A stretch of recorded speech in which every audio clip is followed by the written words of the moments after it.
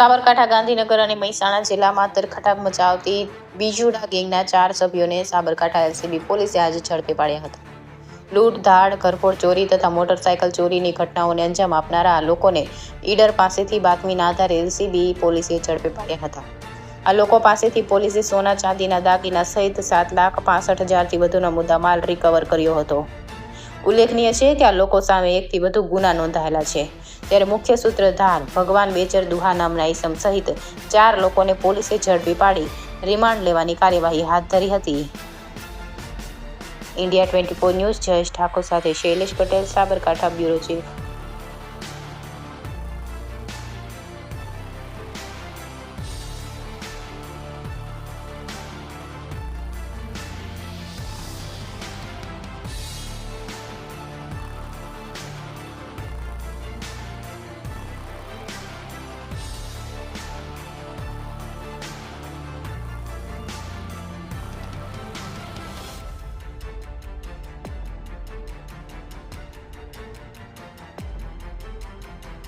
સાબરકાંઠા જિલ્લામાં Idar police station ખાતે ગયા અઠવાડિયામાં 2 લૂંટ અને ધાડના બનાવ બનેલા, જેમાં લોકલ ક્રાઇમ બ્રાન્ચ ને બાતમી મળી હતી, જેમાં રાજસ્થાનમાં જે બીજુડા ગેંગ છે એ એમના સભ્ય હોવાની જાણકારી મળી હતી. જેના આધારે બાતમીના આધારે આ ગેંગના મુખ્ય આરોપી ભગવાન હુડા અને બીજા 3 એમ 4 આરોપીને પકડવામાં આવ્યા હતા.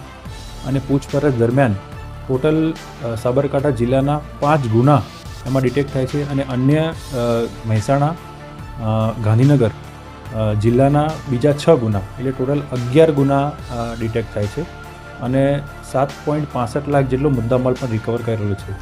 આ ગેંગ અગાઉ ભૂતકાળમાં પણ અનેક ગુનાઓમાં સંડોવાયેલી છે, જેમાં જે મુખ્ય આરોપી ભગવાન હુડા છે એ 10 ગુનામાં વોન્ટેડ છે અને એના વિરુદ્ધમાં ટોટલ 35 ગુના છે.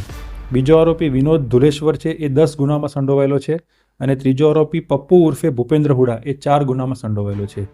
આમ એલસીબી ટીમને આ ગેંગને પકડી અને મોટી સફળતા હાથ ધરી. સર, આમાં જે સરપંચ જે સોનું વેચાતું રાખવામાં આવ્યું, જે સરપંચની સર આમાં હાજર છે કે કેમ? સર, જે સરપંચનો જે સોનાનો વેલ્યુ કરવામાં આવ્યું, જે વેચાતું રાખેલ છે સરપંચે, એ સરપંચ આમાં છે કે કેમ? અને છે તો કયા પ્રકારના ગુના એની સામે? એની પાસેથી રિકવર, આ લોકોએ જે મુદ્દામાલ વેચ્યો છે એમને, એ મુદ્દામાલ એની પાસેથી રિકવર કરવામાં આવેલો. એના પર કોઈ ગુનો લાગશે? હા, લાગશે. ચોરીનો માલ રાખવાનો ગુનો એની પર રાખશે.